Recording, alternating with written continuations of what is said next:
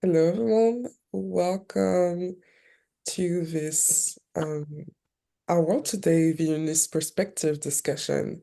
Today we have a lot to talk about, and not the, I guess, the most positive of news, but news that are necessary to be discussed.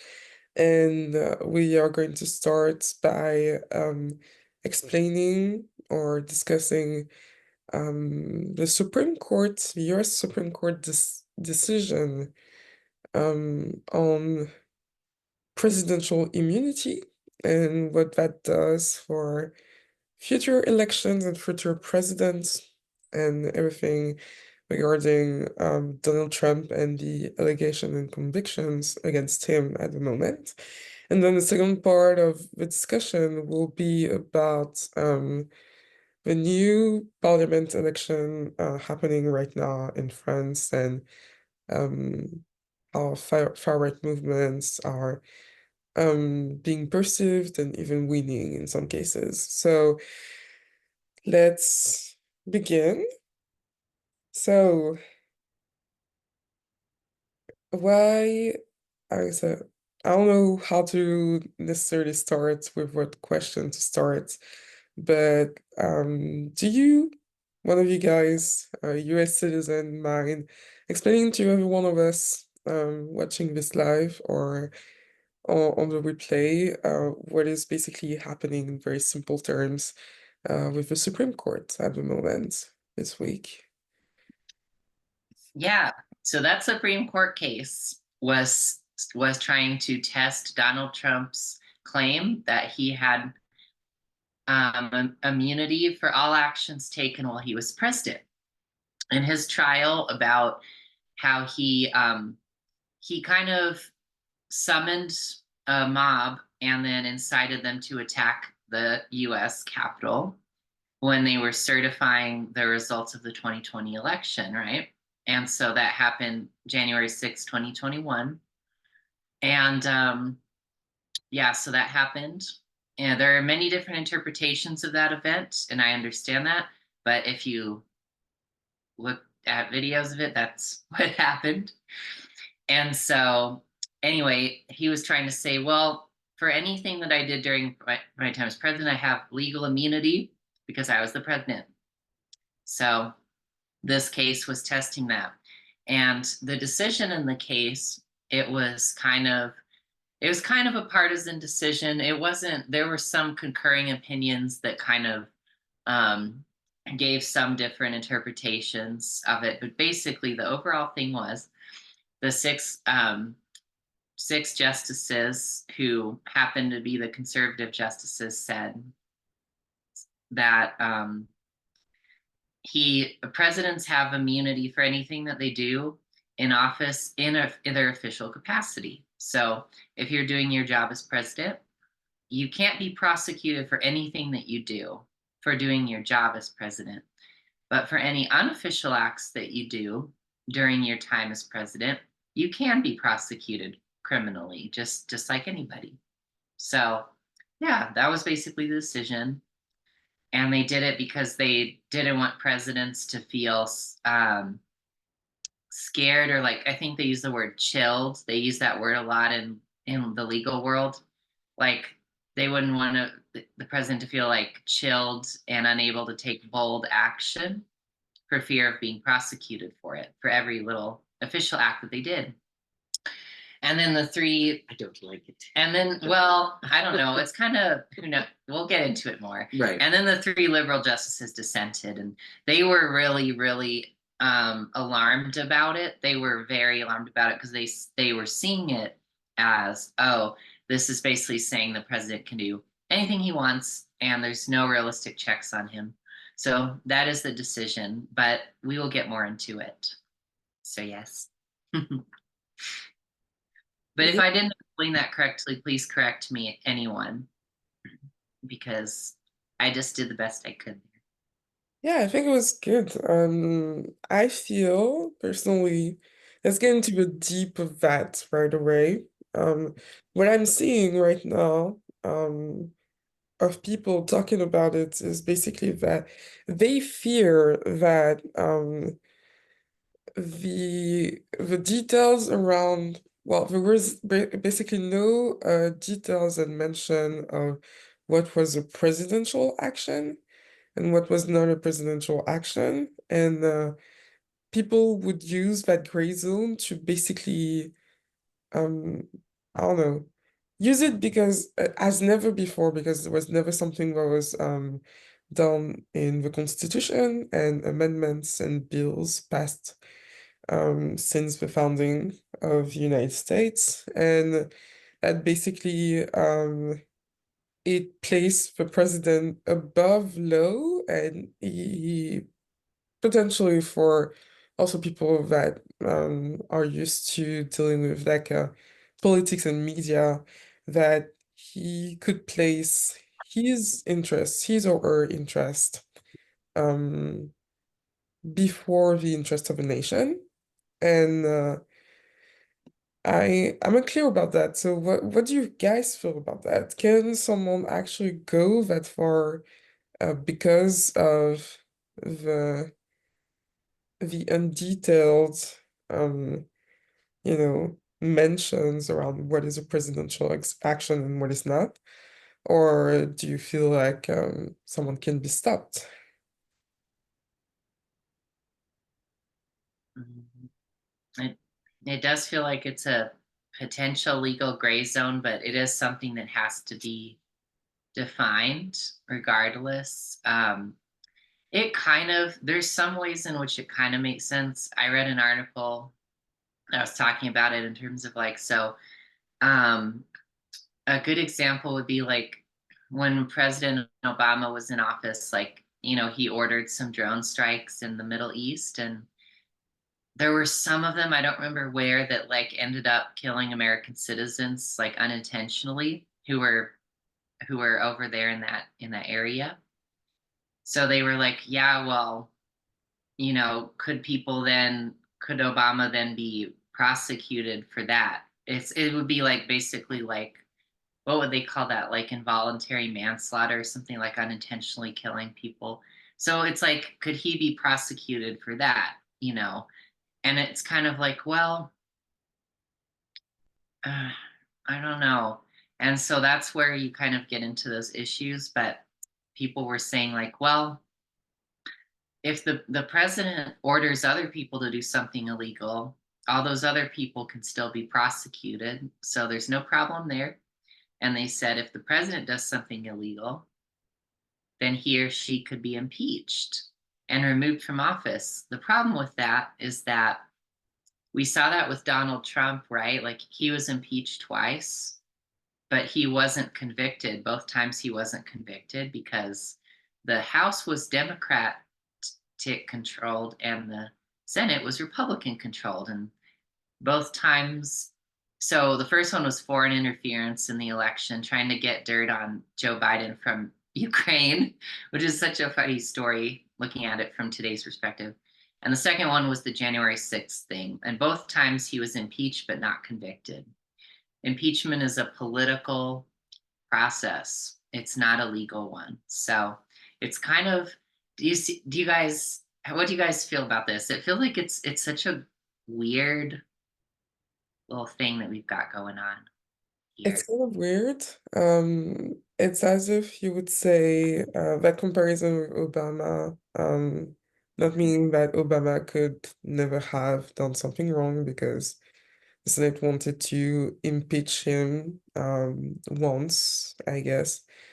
There's something about, well, drone strikes in the intention of them are not something that are illegal of nature.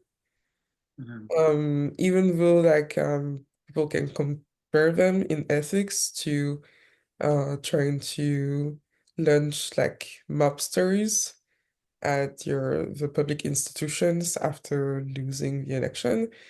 But that is illegal in the text. So there is already something there for me, which is kind of weird. And I guess the word that I feel is like imbalance. It feels like there's something that is not here in the balance, and I'm guessing that for me, I would say like for most democratic systems that we learn that there is some sort of balance with the government, so either the president or the secretary of ministers, with the parliament, so the different house constituting the parliament, and with the justice. And so I'm guessing the feeling that people have right now, whether right or wrong, is maybe that if the Supreme Court is removing themselves from the balance, then it's a way for someone to enter and take the power here instead of having the balance that constitute the founding of a democracy, which is why people um might be upset with reason, because like that's not the balance of power as we learned it. So I feel like basically in terms of emotion right now, I feel like there's definitely something there to just feel and process, and I don't know about you guys, but it feels like it's a pretty important decision in terms of like well, the balance is not removed maybe, but if not removed, it is completely changed. And that much is a fact. So I don't know how you feel about that. But yeah, I guess that was what felt weird for me. The imbalance part, definitely, I resonate with. And I read a headline on one of the New York Times where it's saying that the trial will be postponed due to some reason. I'm not sure. I think maybe Sage read that as well. And so it kind of goes with the public opinion. And it's not even the public opinion, it's the news media that kind of influences the public opinion. So if we were to stand up to that feeling and say, no, we need to dig deeper. We need to make sure that each detail has been legally looked through and justice and truth has been prevailed, then that's one thing. But if it's like the media is kind of swaying us and saying, oh, it's very unlikely that he's going to be condemned for this, it's very unlikely that this trial would be anytime soon, this is going to be run out for a long time, then people would probably be dismayed and most likely think that this is the popular opinion when I'm pretty sure the collective feels that justice should take into a court. When it comes to Obama's case, I feel like if we feel through it, we can understand where the mistake was done. And then in Trump's case, if we feel through it, I'm sure there's a lot of people that want clear justice and more clarity and evidence on how how to resolve this. So it is a feeling of taking our power back and standing on that and not letting media and other opinions sway us to what can be done.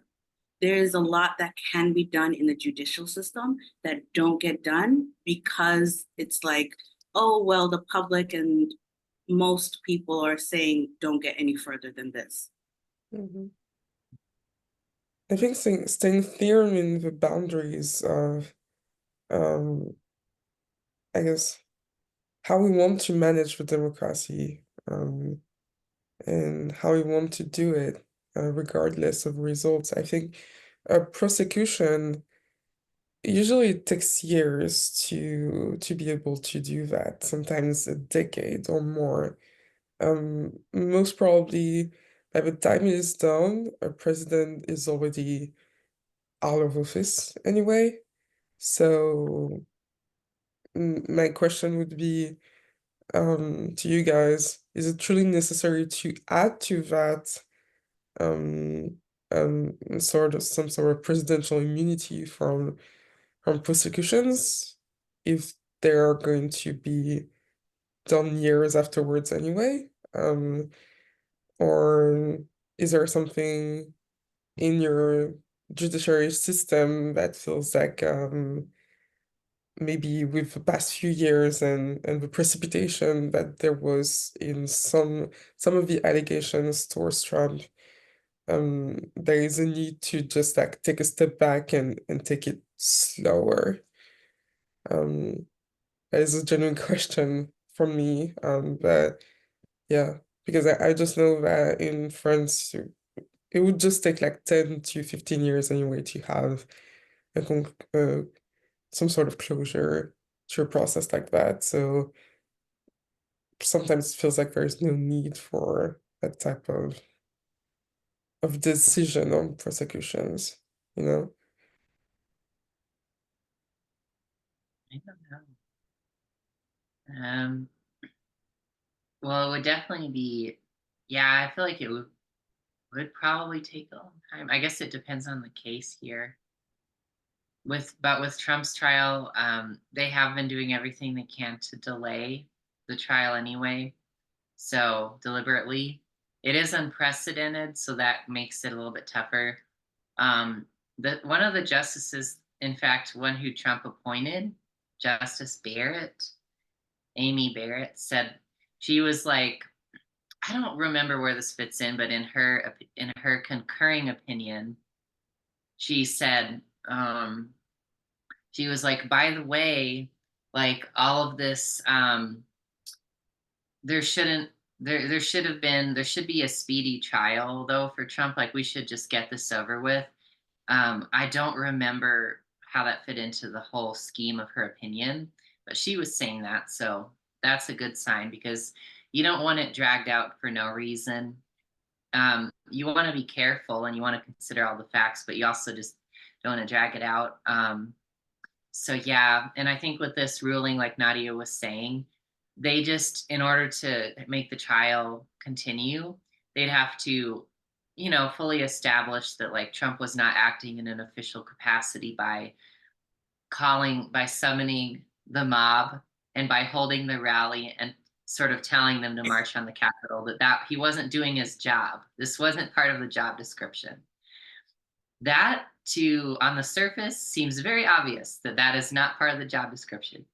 But in the legal world, it might take a little bit longer to hash that out, although we don't really know. That's what, like Nadia said, that's what the media is saying. So, but yeah, I don't know. That's a really good question. You're right, because if there were a prosecution of a president, it probably wouldn't remove them from office before they would finish, but then that's where impeachment process comes in for the US. Is that what you were asking about? Like, would that remove them from would the prosecution?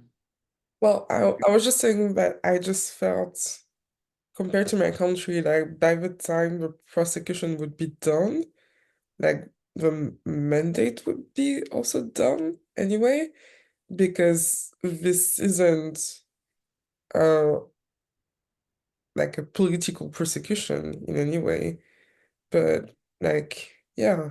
I guess that's what the Supreme Court was trying to get at and didn't word correctly.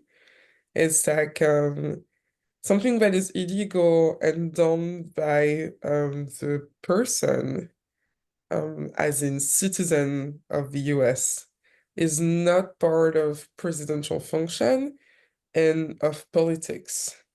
But then, like, what is done as part of politics is kind of out of our realm, especially when he is a president.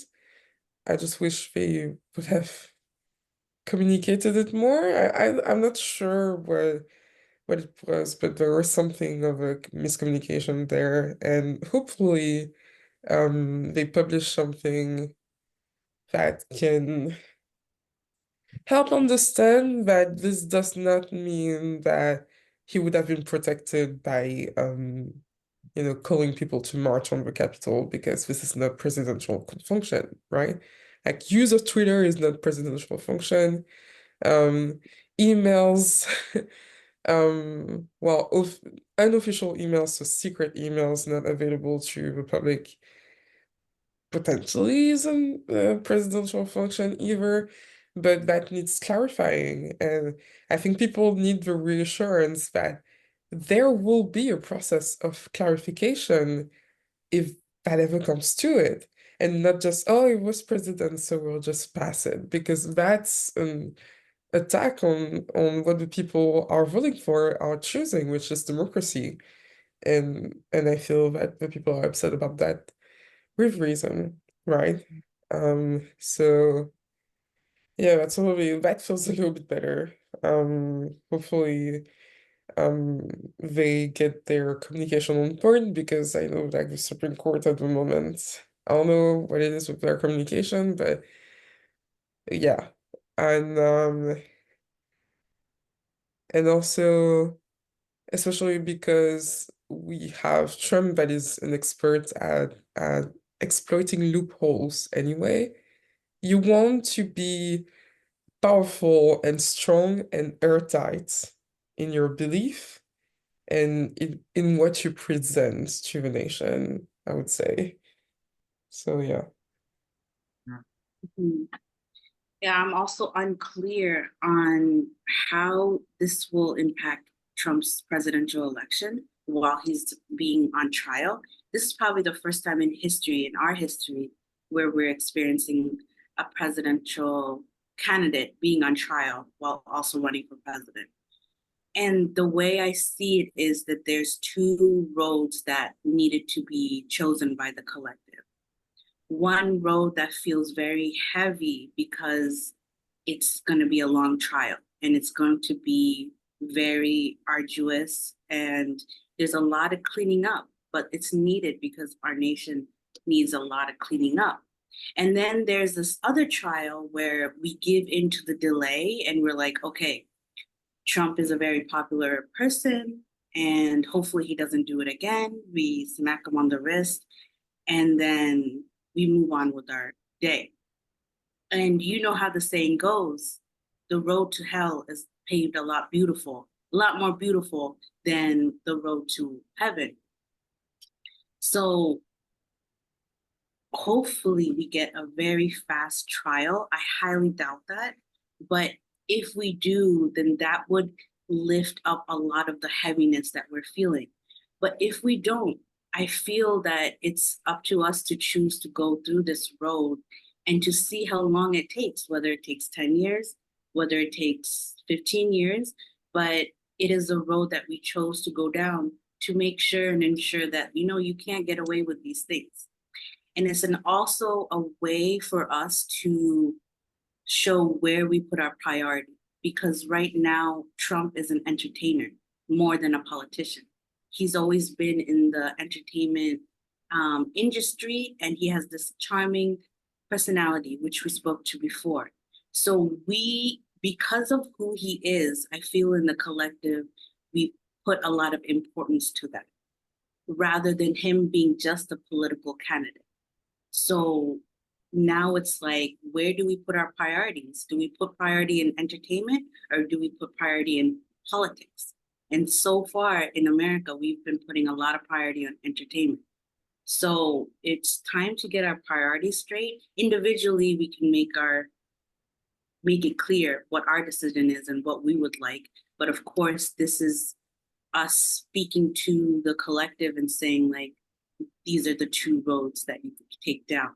And these are probably the results of those two roads. That's interesting.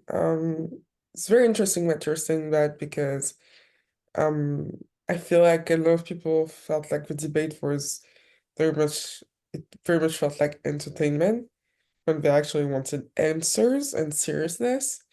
And so I think it's indicative, like, the people that were up there in the debate, like, they're not dumbasses, like, they're um even like sometimes one of them may be reckless, but like they're political leaders, or um just leaders in general, business leaders, there is something there.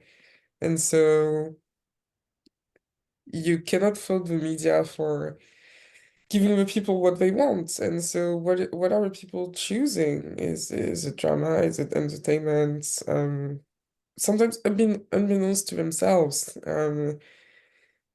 Or is it seriousness, and is it something that feels like it will give less click and make less TikToks videos or tweets afterwards, but is actually something that helps the country and gives something meaningful in terms of knowledge. So when you said something about choice, like that's the image that came to mind. But like I didn't watch the debate. I just like watched like summaries of them because it's not my country. But that was just like a feeling that I got from all the answers and everything that I felt from it. So yeah, how you guys feeling about that? Like if we're going into debate conversation right now.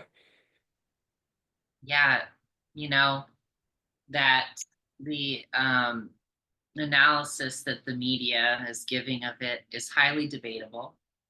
So let's get into that. But I thought that was a good joke. I don't know. But yeah, so I watched I watched like a third of the debate because it's a lot. It's 90 minutes. So um I didn't find it I didn't really find it painful to watch myself. A lot of people said that, but I was a little bit perplexed at times by the very extreme reaction people had to it against Joe Biden, because maybe I'm biased. I could very well be biased because I definitely have some skin in the game to not have Donald Trump, although I'll be fine. We'll be fine either way. But I choose to take an unbiased perspective on it. When I really looked at it, Joe Biden's answers were, for the most part, completely coherent. They were just very, for both candidates, the answers were very high level. They were very general. They weren't getting into the specifics. Well, Donald Trump, he brought up a lot of some specifics, but they were almost all not true. So they were not factual. If you looked at them, it was full of things that have been established as lies very clearly. But it doesn't matter because a lot of the times when people make decisions, it's based on emotions first. So that's part of why we might have structured the debate that way, because it's kind of one question after another, and you're given like 2 minutes to answer, and then your opponent is given 1 minute to respond. And so with all these different questions, like, you can't really get deep into anything, and you can't really hash out the facts. And they also chose not to fact check because they didn't want to be seen as like what's the word for it, like having too strong of a hand in the debate. Like, it was moderated by CNN. They're a liberal station, and I'm sure they wouldn't want to be accused of like being biased against Trump, because if they were going to fact check, inevitably they were probably 90% of their fact checking would fall on Trump, right? Because he has stated a lot of untrue things. But I don't know. But that was the choice that they made. But I think in some polls are kind of like 4 months out from the election. You should never listen to a poll too closely. They were about tied though. And then in the new poll, I use air quotes because I just want to reestablish that you can't trust these things, especially 4 months out. It said that now Trump was like 4% ahead of Biden, whereas before they were like in a dead tie. And I'm just like, this could really go either way, but we really need to ask ourselves about our core values when we're making the decision for a leader. I remember when we were talking about it, um, and Jeff mentioned the most important thing is that your candidate has like good character, because their character matters more than their beliefs, right?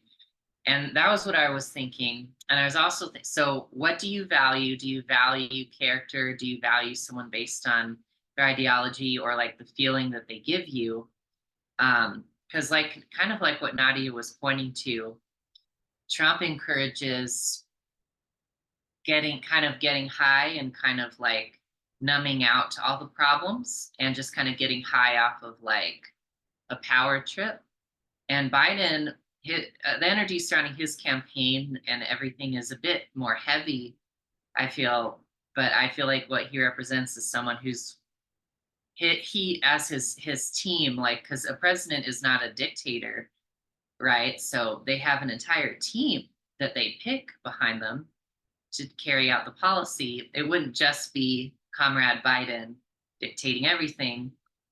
So we have to remember that too. So it's something to like look into is like, what do we really want? And unfortunately, Biden feels much more stable. Yeah, Biden feels much more stable. But I think the issue is that there's a heaviness there. There's a feeling of heaviness, but it's still stability. Whereas more peaceful, but like with the Trump campaign, there's more of like an instability, like kind of a high that he's trying to get people on of like, let's kind of avoid really looking at things and just kind of, I don't know. So sorry if that was like rambling or hard to follow, but please respond how you feel. No, Yeah. that was perfect. That was pretty much how I was feeling about it, because I feel like Trump, I saw a clip where Trump was like, did you guys understand anything he was saying? Because I didn't understand anything he was saying. And he plays on his Biden's age a lot, which is, you know, really unnecessary because Biden does rely on his team a lot. So he has a very strong team that will always back him up, including Obama, that comes in and gives him advice as well. And meeting Biden, like he used to go to the ice cream shop down the street from our house in Delaware, and yeah, and he spoke at my college graduation. He's a very like sincere guy from what I have felt. And watching the debates, I continuously ground into that, knowing that I'm not going to give into ego. Like there is a fear of Trump getting into office, and we continuously have to play into this discrimination and this minority and this separation, where it's like we feel that we cannot change and our world cannot change. So it's a lot of continuously to replenish my own alignment, thinking that the best outcome will always come, whether it's Trump or Biden, the best outcome is always there. Yeah, I wanted to add to what you said about the best outcome will always come, Nadia, because I completely agree with you. And I think that what we're seeing with this like debate stumble and how people kind of magnified it, even people who are supposedly on Biden's side, I feel like over magnified it to kind of a shocking extent. I feel like this is a manifestation. This is potentially a bump on the road or um, something that could end up being decisive. But I feel like this alone won't be decisive. But it's kind of a manifestation of people being afraid of Trump coming back. So because you're so afraid of it, because you're giving so much power to Trump, you're manifesting this. And sometimes it's easy to see because you might even be overreacting to your candidate. Biden did say a couple things where you're like, why did you say that? Like he seemed exhausted and tired, and maybe he's really stressed and feels really weighed down by the stress of the office, which he maybe doesn't know how to handle very well. And who would? Like, there's no manual on that. But he did say some things sometimes where I was like, why did you say that? But I was like, well, whatever, because most of your answers are fine. are fine and coherent. Your voice is his voice was hoarse and he spoke slow and soft and monotone. But to me, that's not a disqualification. Like you don't have to have an awesome No, voice he to was be a leader. coherent. He was coherent for the most part. There were a few things he threw in there, but I was just like, that's per usual for per him. usual. But I was like, you guys are back to the point. Like I feel like you guys are literally manifesting your fear by blowing this way out of proportion. Yeah. Now that was my perspective, but again, please correct me if I'm being. We don't want to be biased. We want to find the truth here, but that was my sincere feeling, you know. So I don't know. I feel that Biden, with his stability, is also like, we are fearful that he's not going to be stable. And so we're also manifesting that alongside Trump. And this election that we're going into, it kind of has like, you have to look at it as if we're having a Thanksgiving dinner with our family. And we have all these voices around us that are going to tell us we're not divine. And we have to continuously be like, I am divine. I do create my reality. And this is going to be until the election. Like, even if it's one of us, one family member out of the entire bunch that knows the truth. And that's just our job right now. Yeah. Yeah, I enjoy hearing you guys talk about it, and I find that trying to feel into the character of a person actually helps. Like sometimes you try to detach from the character of a person to go see their political program, but their political program is usually um a mirror, or what they say is usually a mirror of their character anyway. Um, and so there's something here that makes you feel like amidst all the craziness, all the things that sometimes I don't understand about decisions made by the government at the time, there's still something in Emmanuel Macron that feels, um, if not stable, I would say practical. And it feels like it can make advancements that won't uproot our reality while trying to change towards a very modern society that can adapt faster to the changes and potentially difficulties that we'll experience as a human species in the next few years.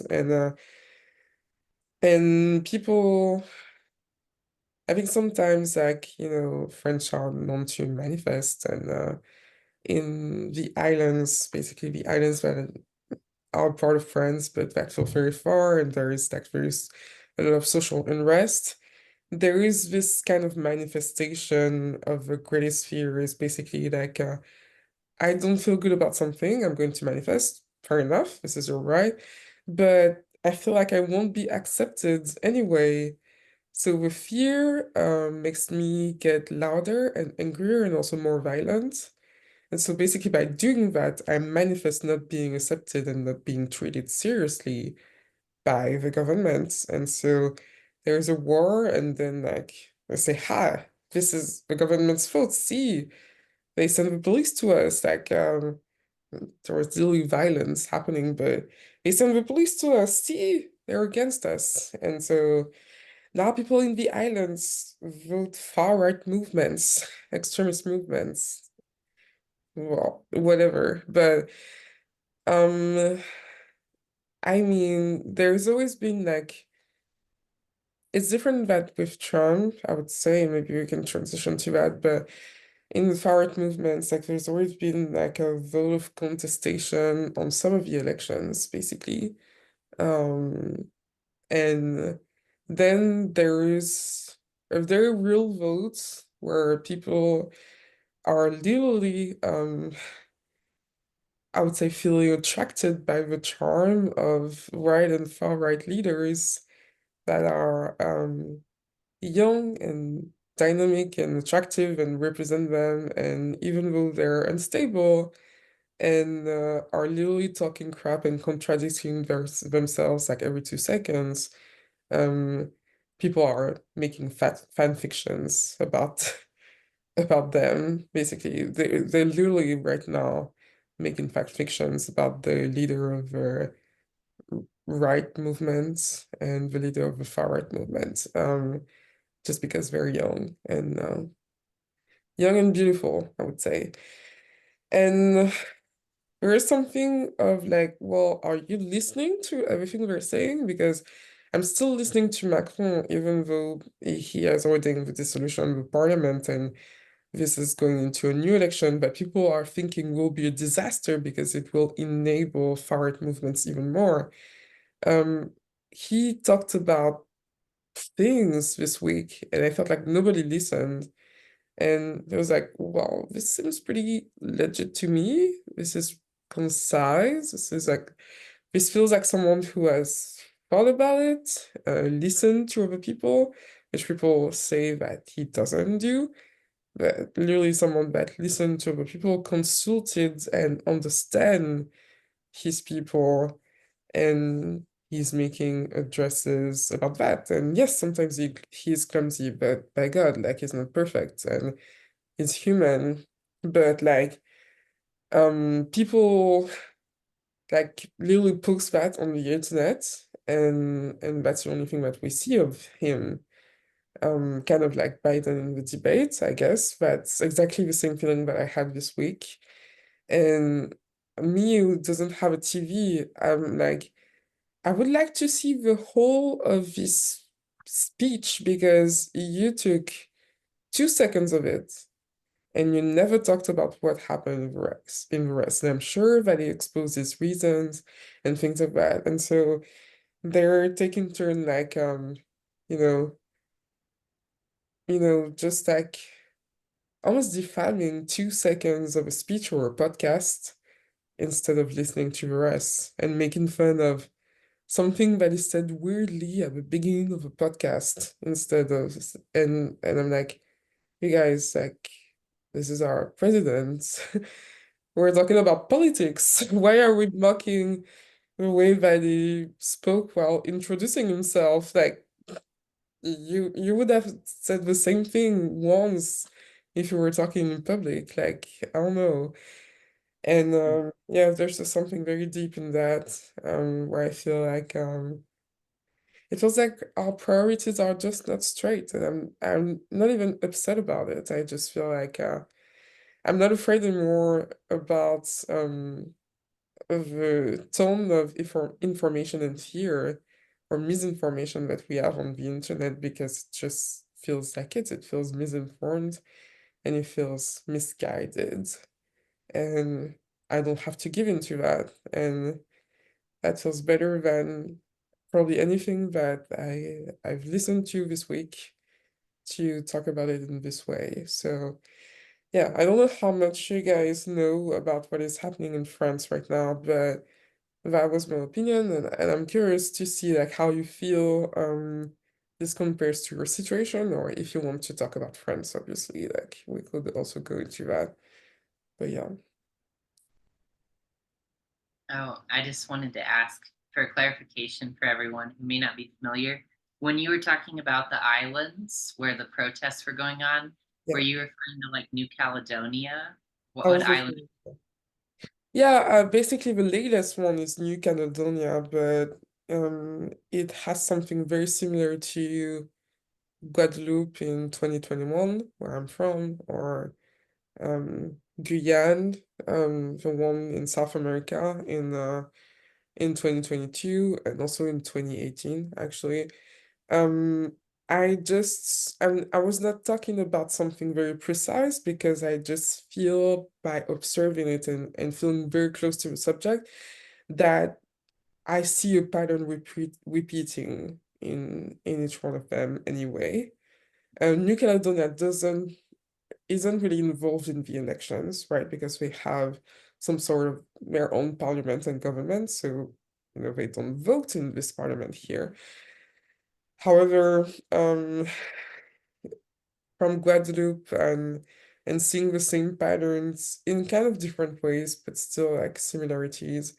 There was a lot of in the European elections of votes for the far right movement as a form of contestation to the president, and the fact that Guadeloupeans and the president literally don't get along since 2020 or something, 2021, because of stupid things really, but really just blaming the government for their problems and then manifesting even more of those problems because they don't want to listen. Yeah.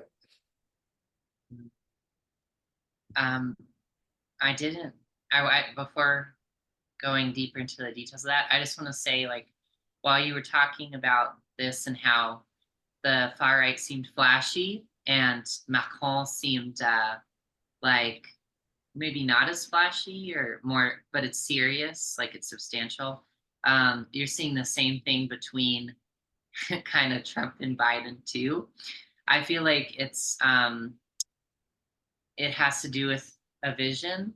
Like when you're in life, you want to have a vision and you want to feel that feeling of like, what is my vision? Like, what are we striving toward? And that's something that's really motivating for people.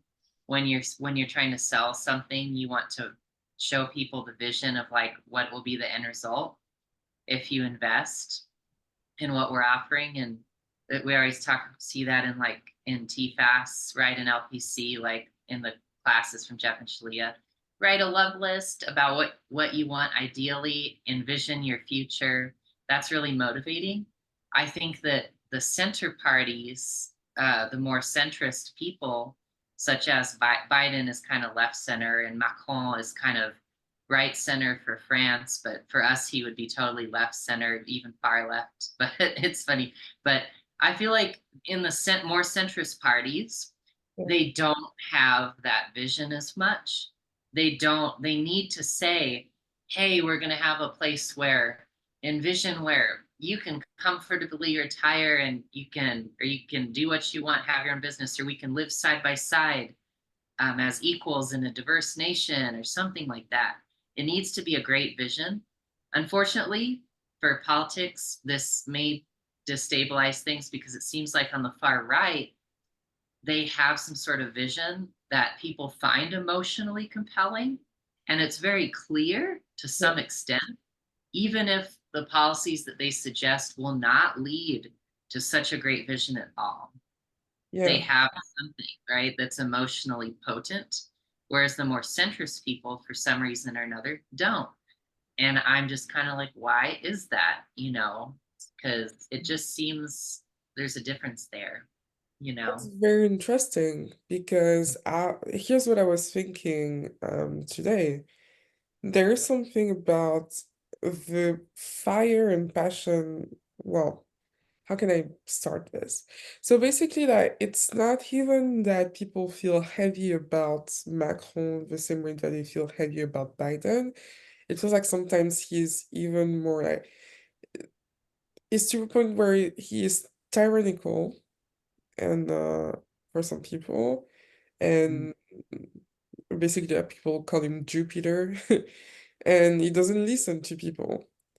And I was like, this I understand because sometimes the things that he does, like he may seem brash and very crazy, but basically, like from working, I'm used to having like people that are kind of shocking as leaders, but are still loving in their ways. And, there's still something there. I take the time to really feel into what is here, and I still see sanity. I don't see like a nepotic leader that is going to lead us to dictatorship.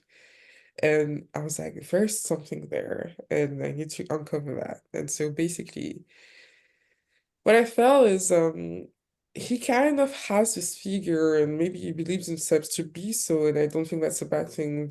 He's very like fatherly towards towards this. Or kind of like a teacher to the nation. So it's kind of a humble position, but it's also one where you take very strict decisions and the students don't always understand, or not at first at least. Maybe you understand them years down the road, and that I can understand. Um, However, I was like, since his party is right now third of the country in the elections and has very little chance of having a lot of seats in parliament in the next 5 years, I am like, uh, I think there's something there. First of all, the party changed names again, and I'm like, I don't know anything about them. Like, I know what the left side has for them. I know what the far right side has for them. And the only thing that I know about the party in the middle is basically that it is a party of the president and that they've been there because the president has formed them, and there is no one that really represents this leadership with a message. And they have a message, but I think it wasn't well communicated. And I think, oh my God, we need to do better at communication. But I'm like, how is it that he was elected in 2017? Because he had a very, very good communication. And what I feel is like instead of getting very in quicksand about the communication of trying to, I don't know what he was trying to do, but it cost him much and the communication is not great right now. Um, he should have like stayed in that passion and fire of 2017, and not necessarily the passion and fire of having like rapid changing, because that's not what the French are actually ready for, even when they say it out loud. That's not what they think. Um, I think it's just in the message, because like his most famous thing from 2017 was like, because this is our project, our school, our nation, and people like make fun of him for that, but people remember it from that. Like, and it's so fun and so like our thing. This is us. Like, this is us. It's not like you against far right. It's not me as leader in war against like all of them. Like, I think he isolated himself there, and it was just a message that was so good. And I think this vision, and you put words onto that basically right now. And that's what I didn't have. But basically, it's not the communication in itself. It's like vision. Like, explain the vision. Please, people need a little bit of vision. You can sit down and say that if you have time to say, we're going to change this, and you're very sure about your project, even though people say this is shit. Like, I'm in political science. Even I sometimes barely understand the projects, and sometimes I do, compared to other people that haven't studied politics. So you cannot sit like in an interview or in a dress or ask your communication team to say like, what I envision, and you need to trust me on this, in that is that in 10 years, this investment will have done this and this and this and this. Because this would be so powerful. And how many times have I asked myself, like, why don't you explain the vision? And I think sometimes it's something that you completely forget as an elite of people, because you were brought up in a culture where you don't have to explain this. It just makes sense. But I think there is a slice of humble pie that the power in place has to take and literally say, like, people haven't been educated in the sense that it makes sense. I was not brought up in a political house, even though they watch politics on the news. Like, I studied it, and I saw the very difference, the gaps between me and the people that were born and bred into it. And I feel like as long as they don't understand that they need to come to people and understand where everybody comes from and understand that maybe we don't have the same experiences, well, there's always going to be a gap in the vision and the communication. Because that's what the far right does well, is tapping into something that really worries people. and exploiting it to their ideals. So there must be a way to do that. That doesn't say like, oh my gosh, we're so far better than the far right because we're intellectual. Just say the message the same way, but positively. That would be good. Yeah. I feel like I was the one that rumbled right now, but um, yeah, that's basically what I'd say. Now we don't need this. We don't need to say that because it's sometimes you have a lot to say, but it's coherent. It's super coherent, and I totally resonate with what you said about having a good vision.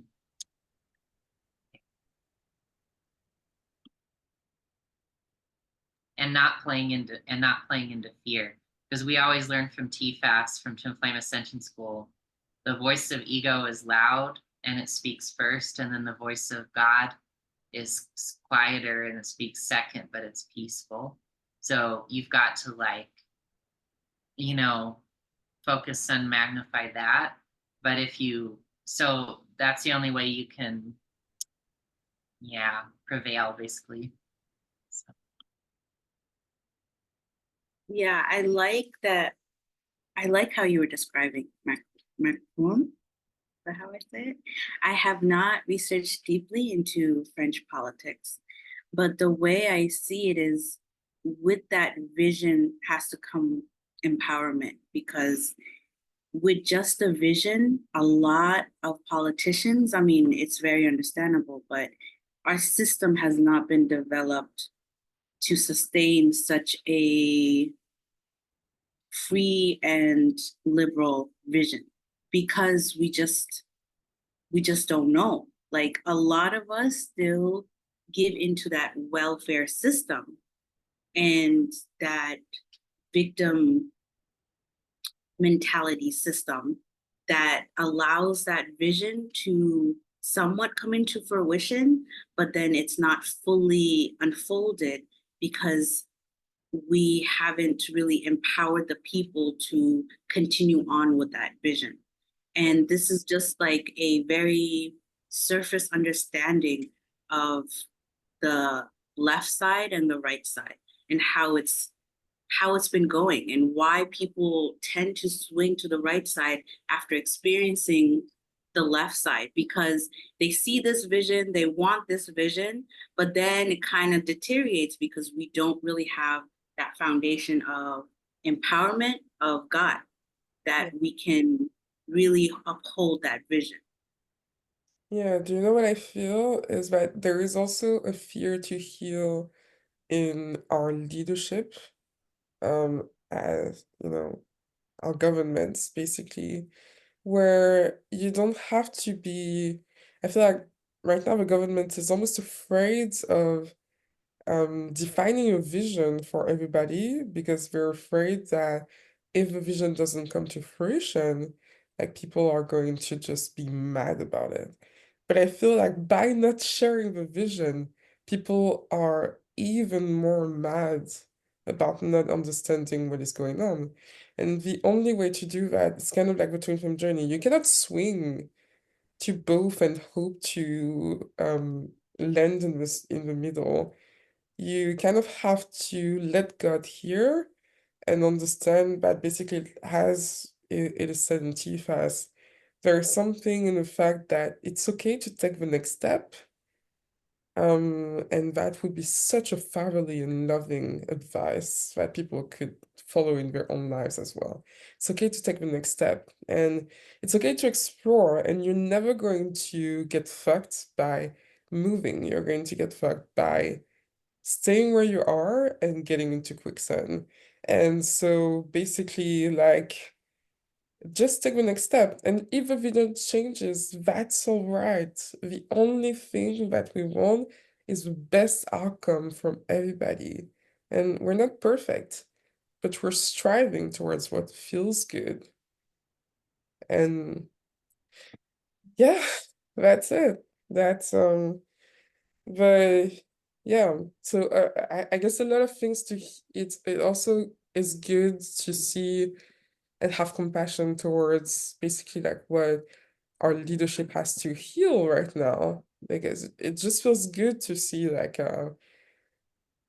where their direction could go from there, instead of like feeling stuck in this miscommunication kind of pattern that doesn't help them.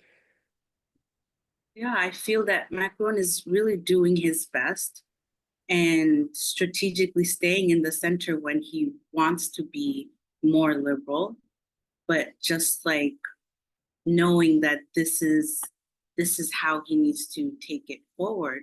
And if he had the teachings of union, he would most definitely, take it forward even better and have more support on that. Yeah.